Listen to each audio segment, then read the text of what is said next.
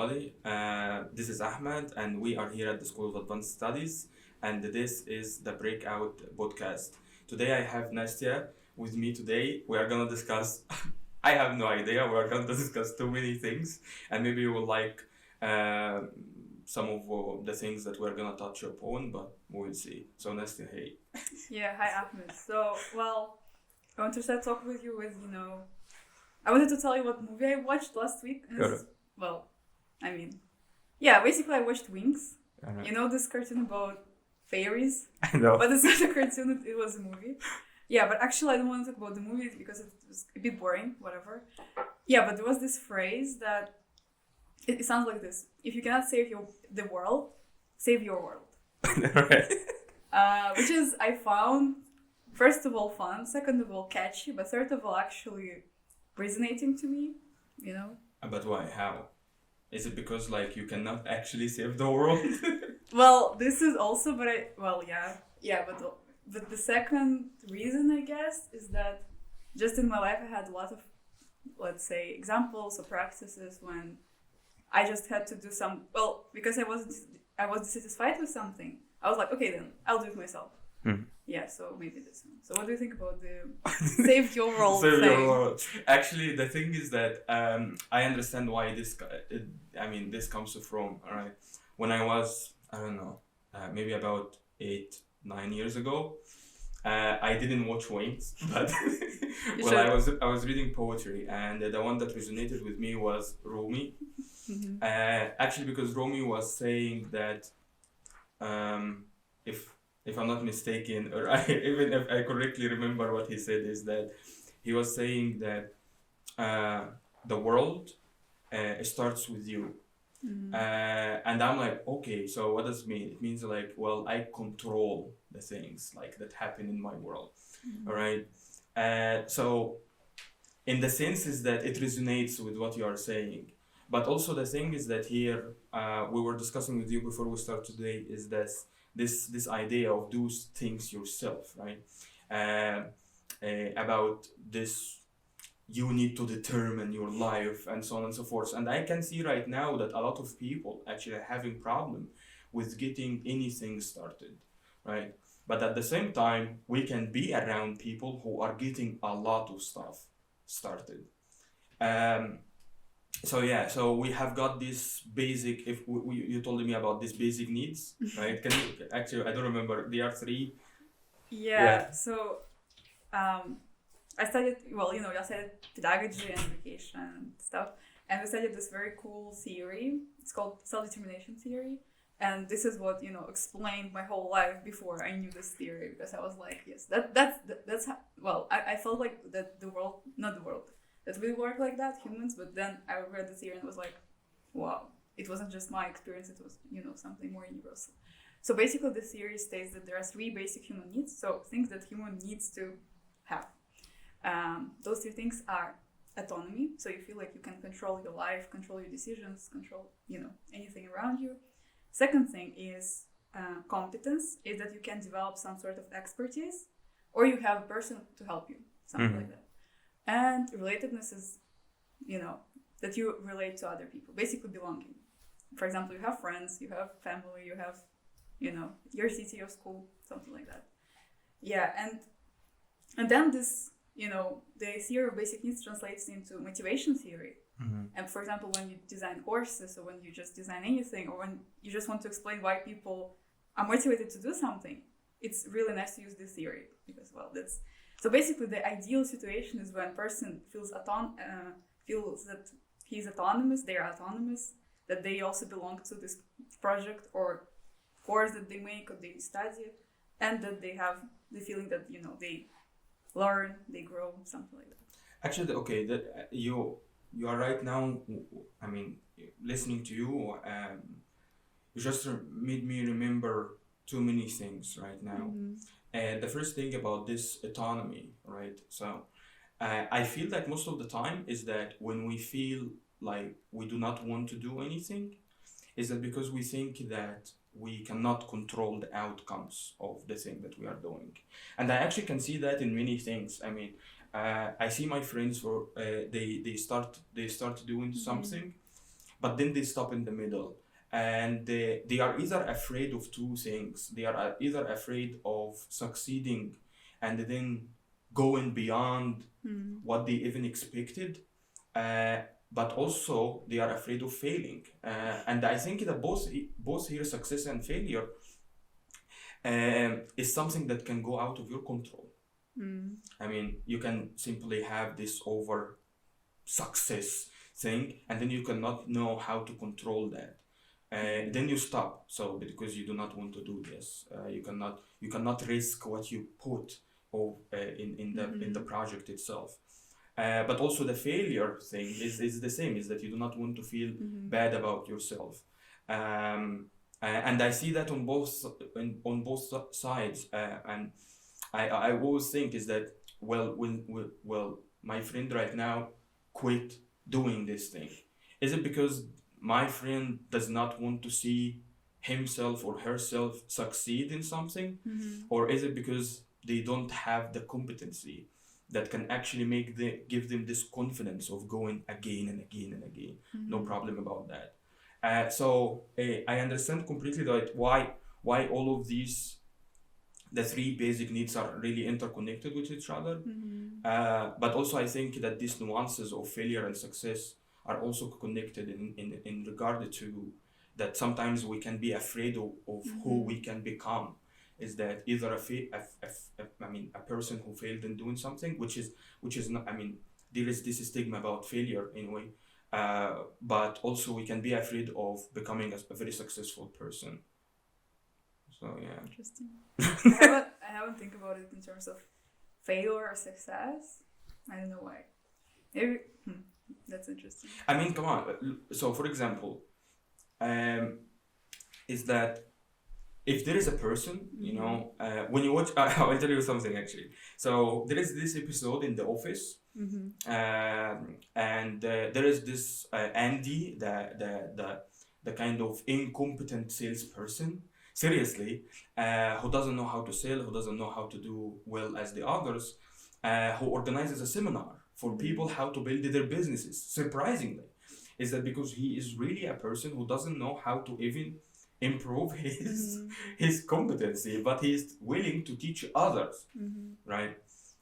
So there is a paradox here already, right? But nonetheless, is that we see the people when they come, we see people like him who also have a problem getting things under control, and we see afterwards we see a person who is very successful and came to the seminar to know how to manage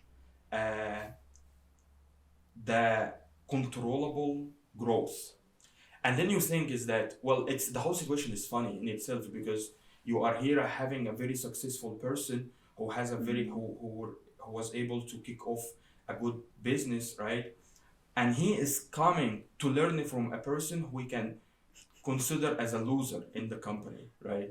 So, and these nuances is that a person who's successful and the person who's a loser like Andy, right, can become one. I mean, and they can teach each other. I find the situation so funny. I understand that, but here actually the thing is that we can see here is that people sometimes they can be afraid of what can things, all right? How can things go, right? If it can just slip off their control. Yeah, for sure. And maybe it's not in the beginning of when they start in the beginning, basically, but also in the process maybe. But then I guess, you know, people can just, you know, become not interested in what they started, and that's fine, I guess. But actually, it's okay. But let's talk about this become related, right? Yeah. To be to become relevant, right? But let's also put, I don't know, I think that we should put a frame around this by discussing it within the education environment, right? So, and I will give you some, like a story, right? A lot of people that I studied with, all right, or at least some of them, not a lot, I mean, few, okay, let's say few. I started with a lot, now it's a few. So, few people that I studied with actually, they left the school because they couldn't be friends with anybody. this idea about belonging to certain group, right? Yeah, place. So, and it, I mean, it shocked me to a certain extent, is that these people just, I'm just going out because I have no friends here. So what do you think actually about the whole idea of being related to a certain group or something like that? Yeah, so first of all, so I recently wrote this essay for one of my courses. It was about, so basically I discussed this argument with the other person who said that, well, we need the concept of nation because it creates the feeling of belonging. And then we need this feeling of belonging in types like this. That's what he said. And then he did a literature review on belonging, and he basically what scholars say is that the first thing, belonging is simply needed for us. Again, self-determination theory, we just need it to feel good. It's about well-being. And the second thing was that people think that it's just fun to relate to other people. Yeah, and actually there are a lot of, I think, let's say, benefits of belonging to something or someone. And I have actual story to tell here. It's so I studied in art school. When I studied in regular school, I was studying in art school, and when we finished it, we for the month we were coming to school to clean our classroom. Well, because when you in art school you use a lot of paints, right? Yeah. And then you're supposed to clean it, but we never did it. But then we just missed the school so much, the teacher so much, that we just came and clean it. Just because we were like, oh, this is our place. So I also think of belonging not only as belonging, for example, to my friends, but also to, let's say, place in terms of physical maybe space. Because I was like, damn, this is my classroom, I have to take care of it, and blah. Yeah, I feel the same here, I guess, even though it's a little bit different, but I, have this some sort of, belonging. And then also we can think of bigger scale, maybe the city. Because I feel really, I feel this commitment to my city, even though, I'm not talking about the city as itself, with its borders, but just, I would say my city, in a way that is mine, because of the places that I visited, people that I know, and stuff. But in terms of education also, I feel like it's just, how to say that? It actually, I think, affects your learning, because you find easier maybe to talk, you find it to talk with teachers, because you just feel like, they're your home in a way, because you trust them and stuff. So yeah, in this sense, I always think about it. So maybe you have. Well, recently, actually, in Paideia course, we read this story. It was about writing, right? Academic writing and writing in general. But there was a story about this girl that her name is Yasmin. She was a single woman, and she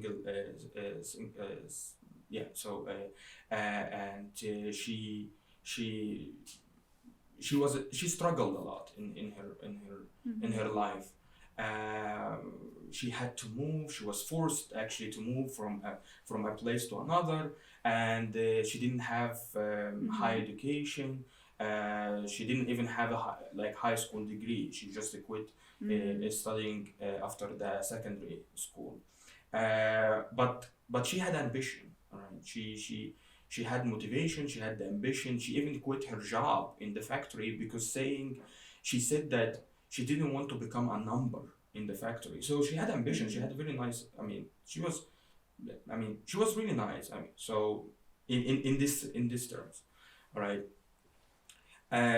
She started to take these late night classes in the university, and it was classes on writing. What happened is that despite the fact that all of the professors or the teachers who were teaching her said that she's really good, right? She was really nice. She was good. She was competent. She was showing signs of success in writing. She was able to write poems about her life, but she quit.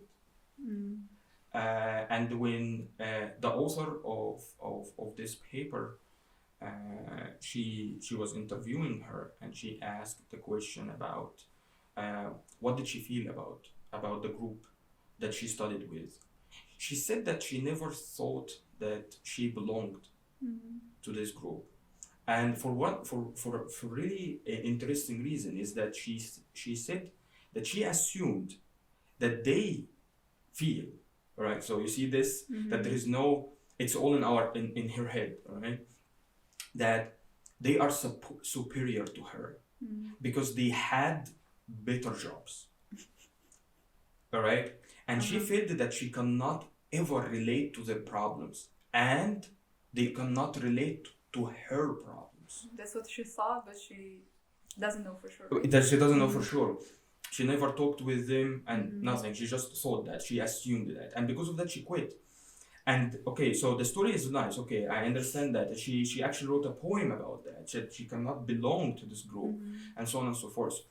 What really interests me in this story is that what she said about her problems and their problems is that I feel like sometimes that we relate to the people that they share the same problems we share, not the same good stuff that we share with them.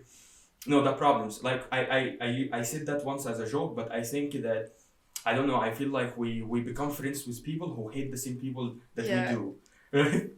So this also idea of belonging is really problematic in itself when we don't have the people. I mean, how can I speak with a person who has only good stuff to say? Yeah, but I guess, well, I'm not an expert in this, topic anyway. But I feel like we can't belong for many, many reasons. It could be that we hate same people. It could be that we share the same place, maybe. Yeah.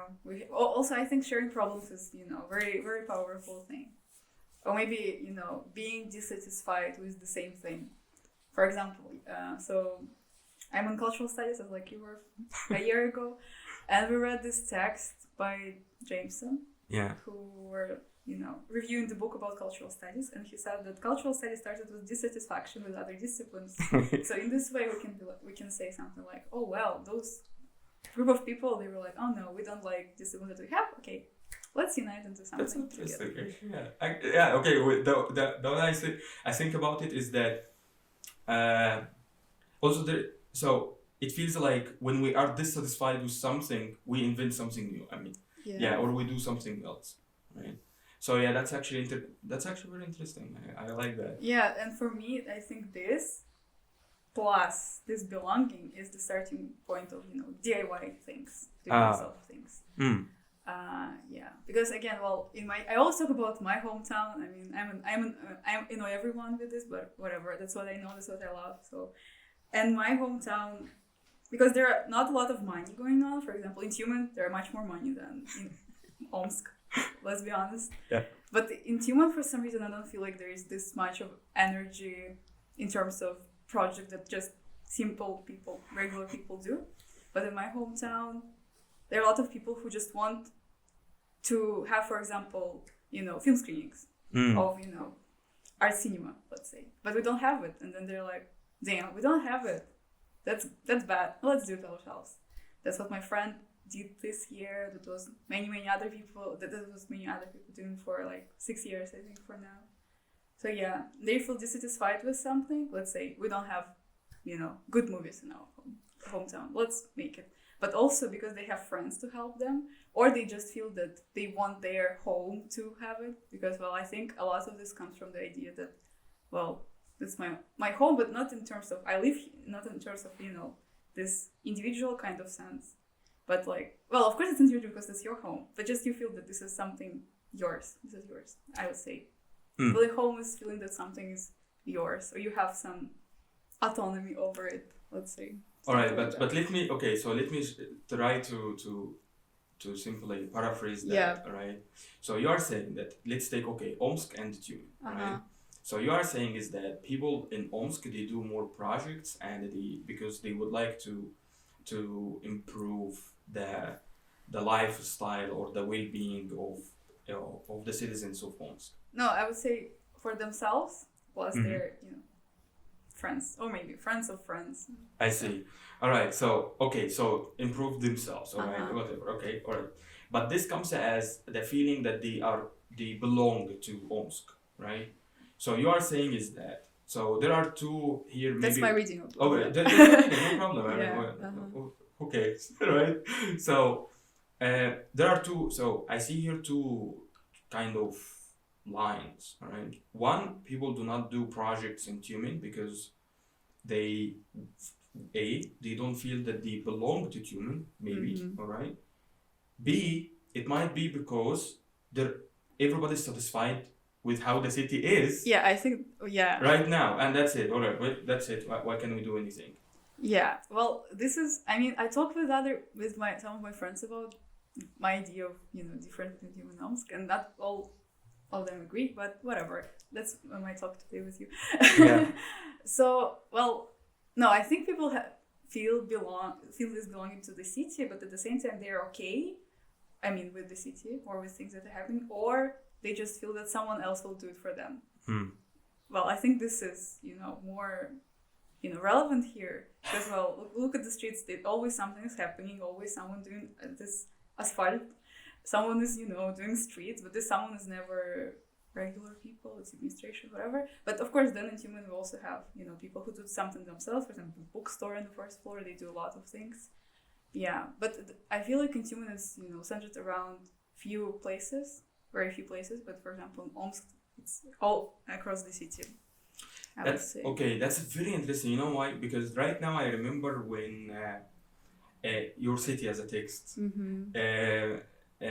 Sasha Lee's group, right? When they came up with this idea, is that why Tyumen is like that? Is because Tyumen is an ordinary city. It's just okay. For average. Simply lifestyle, right? So it might be because right now is that the implication is that there is no ambition, or the level of ambition in Tyumen is a little bit kind of down, or an average one compared to your experience in Omsk, for example, right? Yeah, but then so this thing about my experience, I was so afraid that I'm really subjective. I was like, because for 2 or 3 years when I'm not there, I'm really promoting what was happening in my hometown.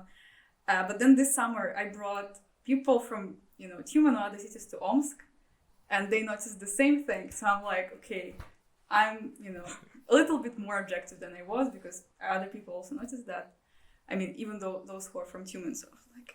Yeah, and actually that reminds me of something. All right, the people who are watching, and please, the ones who any person interested, I don't know really why the embankment, the Naberezhnaya, is not being really used in in an amazing way during Christmas.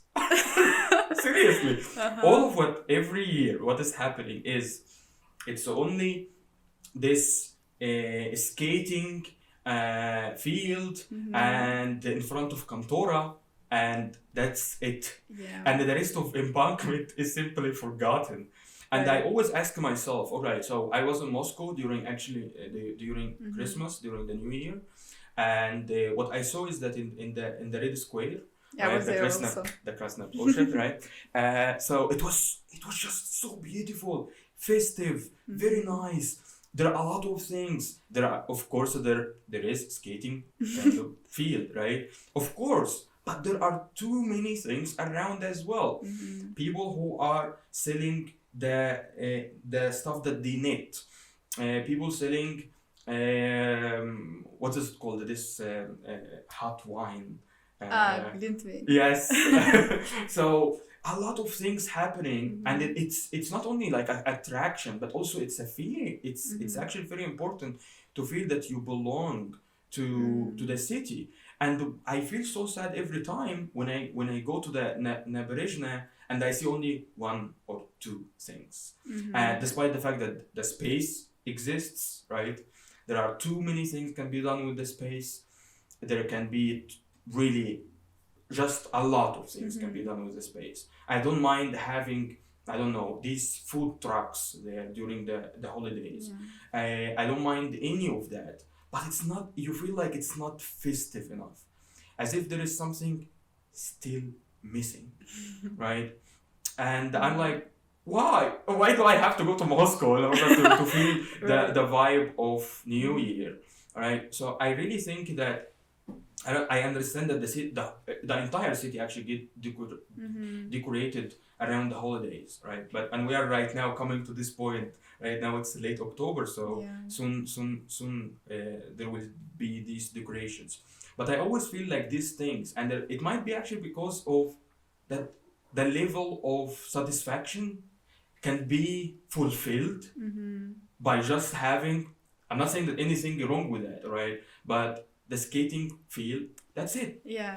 Bye. Yeah, that's actually a good question about the level of satisfaction and like the levels of, understanding what, you want from your life or anything like that. But with the banking, you just made me think that maybe that's because it's, first of all, isolated from the other city. Yeah. And because I remember that I think businesses do a lot, I guess, for like also city, even if it's DIY. Well, DIY I think is more like voluntarily kind of things. You just do it because you need it, just because you have something. But businesses, they also have another intention usually, to gain money and stuff. Yeah, but they can do a lot for the this feeling of festive or anything we call it like that.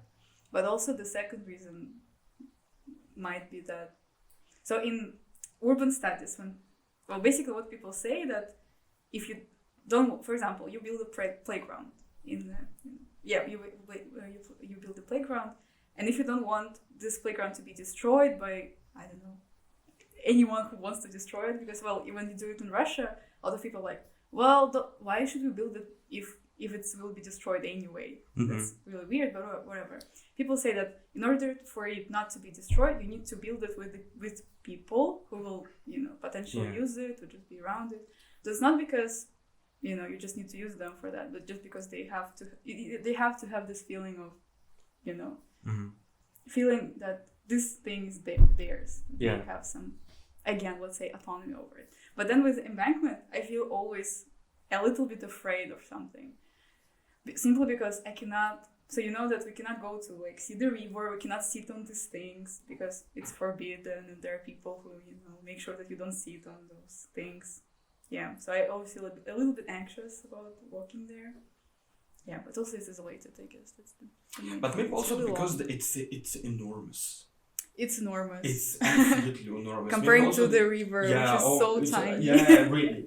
I mean, it's enormous. You can walk, I don't know, for actually you can work there for hours if you are going to take this first level and then the second one and then the third one. You are going to actually walk for the whole day. Yeah. Especially if you are walking with somebody and then you are talking with simply, you and your friends walking and you're having a chat or something like that. It's going to take hours, right?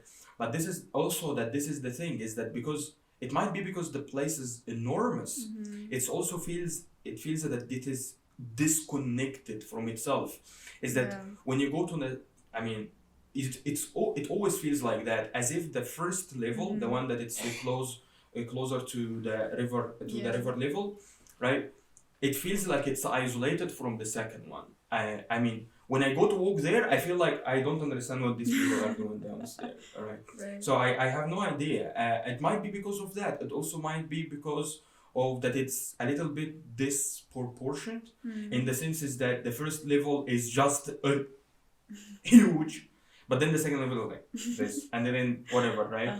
So it might be also because of the place itself, that the whole place, it dictates this disconnection between you, or we can say it even that this attachment, right? Is that even if you are walking, you feel like that. I understand that actually there are elements that are trying to bring you back to the place, like the music that is playing.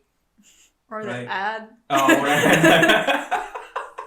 Yeah, we are walking just listening to and then buy something today, and like what? Yeah, so I understand that, right? But there are these things that can make you feel that you are bringing you back to the place, but it still feels is because we cannot comprehend how big it is, and also because the place is not harmoniously connected together. We feel that there is a problem with it, and also it comes to my point is that it might be because there are a lot of attractions in in the place itself, we do not have. I understand that thousands of people go there when there are fireworks, right? Yes, I understand that completely. But what happens after the fireworks finish? People leave. And this might be like this poses a question here. Why people should leave? Why can't they simply continue walking? Why do they need to go Tsvetnoy Boulevard, for example?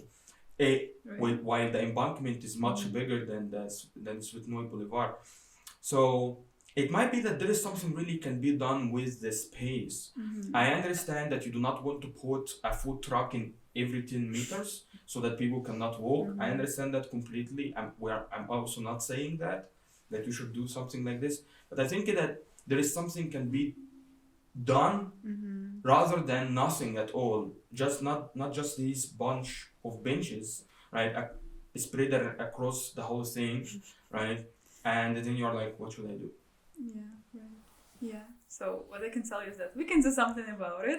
First of all, yeah, and second of all, I think even if the space in itself is disconnected, I think place makes a difference. So you can feel disconnected, connected. You can feel small or big or something like that. When you, for example, standing near the church, you can feel very small. For example. Yeah, but at the same time, I don't think that's I don't think it's an end game. So even the smallest thing can change the whole thing, or even one thing. So there is a hope, let's say. Yeah, I think that there is a hope for sure. I see the place in summer very lovely, very nice. I mean, you can go there and walk, but I would like also to walk during winter. I mean, why not? I understand right now that we're gonna have Dzержinskaya street. Yes. Yeah. That also will be nice to walk. I mean, during winter, that would be absolutely amazing. But I feel like we need more of that. We need more of such places. We need more of places that are done for people, but only not done for people, but done for people to feel belong, all right, affiliated with the place, related. I mean, the place, even the place looks like I can be related to you. Right? Yeah. So I don't know. Maybe it also something can be done in this regard. Yeah. Maybe we should do something. Maybe we should do that. I think we need to feel already a little bit belong or interested in this. Yeah. And get our satisfaction level exactly higher. Exactly. We should seek excellence. Yeah. We can do something about this. Yeah. But at the same time, I don't feel like we can in Tyumen specifically, because I feel like there is, there's something scary which forbids me from doing that. But that's all, we can solve it. I see. All right, I feel like we are done, right? Maybe. Yeah. Maybe. All right, so that was our talk for today, a chat with Nastia. Thanks so much, actually, for coming here today. Discuss too many things. Really? I guess. I guess. All right. Anyway, so thanks so much. If you like the episode, please subscribe to our channel and join us in creating something new in the embankment. Exactly. Yes. So I will see you later.